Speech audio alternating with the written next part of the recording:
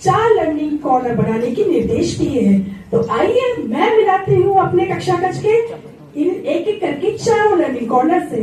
तो मिलते हैं अपने प्रथम लर्निंग कॉर्नर से।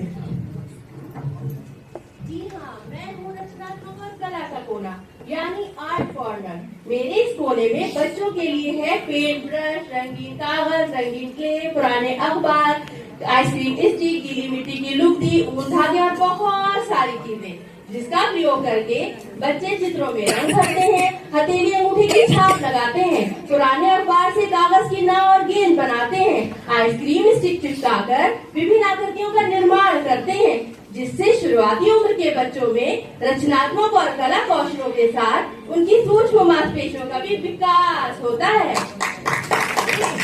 अब मैं आपको मिला कक्ष के दूसरे। जी हाँ, मैं हूँ किताबों का कोना यानी रीडिंग कॉर्नर। मेरे इस कोने में रंग बिरंगे चित्रों से भरी हुई बहुत सारी किताबें हैं और बड़े बड़े चित्रों वाली बिग बुक भी है। इसके अतिरिक्त भी विभाग ने मुझे एनबीटी की और भी किताबें दी हैं, जैसे मुतहिदा दीमा, शीला और लीला, चुन्नू मुन्नू, हम हिंदुस्तानी इत्यादि। शुरुआती दौर में बच्चे भी बहुत छोटे होते हैं, वो पढ़ना नहीं जानते, परंतु मेरे इस कोने में आकर वो किताबों को पकड़ना, प्रश्नों को पलटना, मुख्य प्रश्न एवं अंतिम प्रश्न की पहचान करना आदि सीखते हैं। इसके अतिरिक्त जो किताबों में चित्र बने होते हैं, उन चित्रों के माध्यम से बच्चे चित्र पठन यानी लोगोग्राफी पठन सीखते हैं और आपस में संवाद स्थापित करते हैं। इस तरह से मेरे इस कोने में आकर बच्चे पढ़ने के लिए प्रेरित होते हैं। अरे अब तो आपने उत्सुकता होगी कि आखिरी कक्षा कक्ष का तीसरा लर्निंग कॉर्नर कौन सा है। मैं हूँ नाटकीय खेल का कोना यानी परफॉर्मेंस कॉर्नर। मेरे इस कोने में रंग बिरंगी टोपियाँ, कठपुतलियाँ, puppet, kitchen set, sofa set और न जाने कितनी रंग बिरंगी चीजें जिनके माध्यम से बच्चे नाटक और खेल कर सकते हैं, वो सब मेरे इसी कोने में पाया जाता है। मेरे इस कोने के माध्यम से बच्चे कल्पनाशीलता को जीना सीखते हैं, साथ ही पात्रों को भी जीना सीखते हैं, जिससे बच्चों में कल्पनाशीलता, सामाजिक सौहार्द, प्रेम तथा पात्रों के जीने की क्षमता का विकास होता है। मैं आपको मिलाती हूँ अपने अंतिम कक्षा कक्ष के कोने से। जी हाँ, मैं हूँ जोड़ तोड़ का कोना यानी कि ब्लॉक्स का कोना।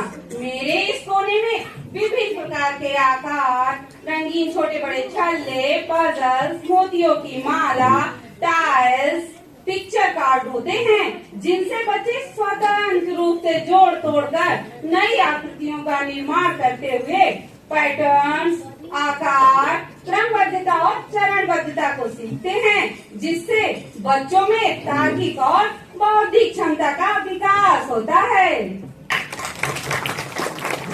ये तो रहे मेरे कक्षा कक्ष के 4 लर्निंग कॉर्नर। मेरे आंगनबाड़ी कक्षा 3 से 6 वर्ष के बच्चे पढ़ते हैं और उनकी आयु को ध्यान में रखते हुए उनके व्यवहार के अनुसार 3 तरह की कक्षाएं संचालित होती है। तो आइए हम मिलते हैं उन 3 तरह जो हमारी कक्षाएं 3 व्यवहार की चल रही है उनसे। मैं हूँ प्री प्राइमरी 1 और मेरे अंतर्गत आते हैं 3 से 4 आयु वर्ग के बच्चे। और मैं हूँ प्री प्राइमरी 2 और मेरे अंतर्गत आते हैं 4 से 5 आयु वर्ग के बच्चे। और मैं हूँ प्री प्राइमरी 3 और मेरे अंतर्गत आते हैं 5 से 6 आयु वर्ग के बच्चे। और मुझे बाल वाटिका के नाम से भी जाना जाता है और विभाग ने मुझे भाषा और गणित की कुछ पुस्तकें भी दी हैं। मुझे भी और मुझे भी। मुझे तो भाषा में चहक 1 और गणित में परिकलन 1 मिली है। और विभाग से मुझे भाषा में चहक 2 और गणित में परिकलन 2 की पुस्तिका मिली है। और मुझे भाषा में चहक 3 और गणित में परिकलन 3 प्राप्त हुई है। अरे ये तो बताओ अभ्यास किसमें करोगे? मैं तो अभी बहुत छोटा हूँ, इसलिए विभाग ने मुझे एनबीटी की एक गतिविधि पुस्तिका दी है। अरे भाई, पर मैं तो तुमसे बड़ा हूँ, इसलिए मेरी गतिविधि पुस्तिका का स्तर तुमसे ज्यादा है। पर पर मैं तो तुम दोनों से ही बड़ा हूँ, इसलिए मेरी गतिविधि पुस्तिका का कठिनाई का स्तर तुम दोनों से ही ज्यादा है। जी हाँ, कलामपुर। बाल का बच्चा हमारे कक्षा 1 में प्रवेश ले रहा है और उसके लिए स्कूल की तैयारी आखिर है क्या, ये भी तो जानना जरूरी है।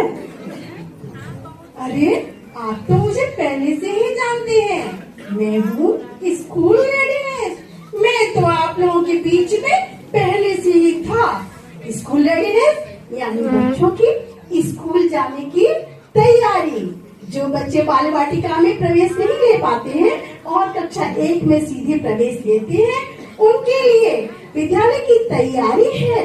3 महीने का NCERT की गाइडलाइन पर 12 सप्ताह का एक मॉड्यूल तैयार किया गया है, जिसके द्वारा बच्चे खेल खेल में और गतिविधि द्वारा सीखते हैं। इसी के द्वारा हमारे चहक बनकर जब हमारे विद्यालय में 1 से 15 अप्रैल तक बच्चों का प्रवेश और नामांकन हो जाता है, तो चहक बन का आयोजन किया जाता है और हमारी नोडल शिक्षिका बच्चों के माता पिता को आमंत्रित करती है, उन्हें जागरूक करती है, उनसे निवेदन करती है कि वे अपने बच्चों को नियमित विद्यालय में भेजे। इसी के द्वारा वो अवलोकन करके आकलन प्रपत्र भरती है। 3 महीने तक बच्चों को खेल खेल में शिक्षित किया जाता है और विद्यालय के माहौल में उनको ढाला जाता है। इसके बाद पुनः वो आकलन प्रपत्र अवलोकन गतिविधि द्वारा भरती है, साथ ही साथ उनका पोर्टफोलियो बनाती है। 3 महीने बाद चहक 2 का उत्सव विद्यालय में बड़ी अपनी जो उपलब्धियां हैं, हमने 3 महीने तक काम किया है, उनका आकलन करने के लिए उत्सव के रूप में मनाया जाता है, जिसमें सभी गणमान्य लोगों को आमंत्रित किया जाता है। विद्यालय का माहौल एकदम सांस्कृतिक हो जाता है। बच्चे अपनी कला का प्रदर्शन अभिभावकों के साथ करते हैं और उन्हें बताया जाता है कि इन 3 महीनों में आपने क्या सीखा। इस तरह हमारे नोडल शिक्षिका क्लास 1 में काम करती है। लेकिन क्या आपको पता है, इस कार्यक्रम की सफलता से हमारे बाल वाटिका में भी अभी 5 से 6 आयु वर्ष के बच्चों के लिए इसी सत्र से 2024 और 25 में लागू किया जा रहा है। यानी हमारे विद्यालयों में इसका संचालन 20 जनवरी से 19 अप्रैल यानी सत्र के अंतिम 3 महीनों में किया जाएगा। और इस तरह से हमारे विद्यालयों में इसका दीक्षा पोर्टल पर स्कूल रेडीनेस फेज 1 मैनुअल और कार्यपत्र दीक्षा पोर्टल पर आप लोगों की सुविधा के लिए पहले से ही अपलोड कर दिए गए हैं। यहाँ उपस्थित मैं अपनी सभी बहनों से कहना चाहती हूँ कि जो भी प्रोग्राम आपके लिए आया है इस साल वो नया है, लेकिन आप मुझे यानी स्कूल रेडीनेस प्रोग्राम को निराश नहीं करेंगे।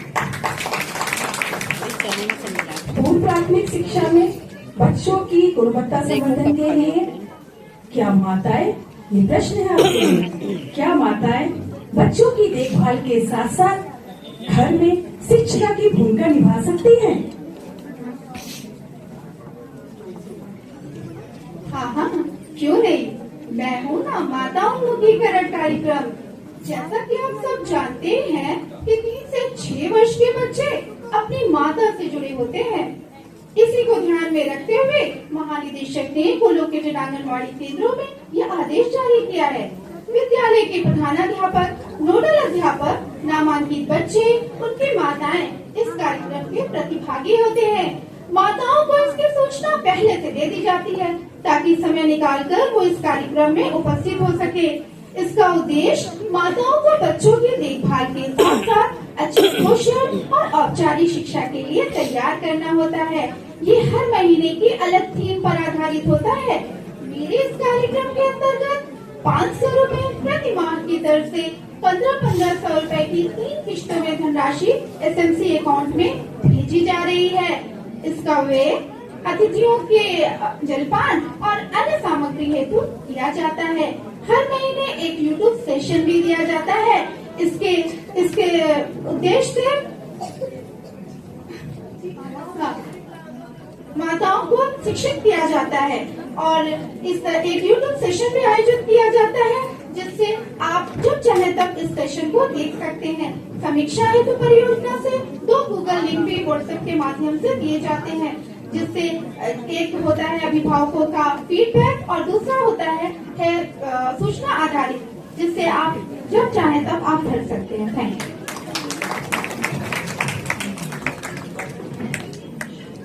मुझे हर्ष के साथ बताना है कि हमारे लखनऊ जनपद में सर्वप्रथम 7 विद्यालयों में बाला कार्यक्रम का आरंभ हुआ।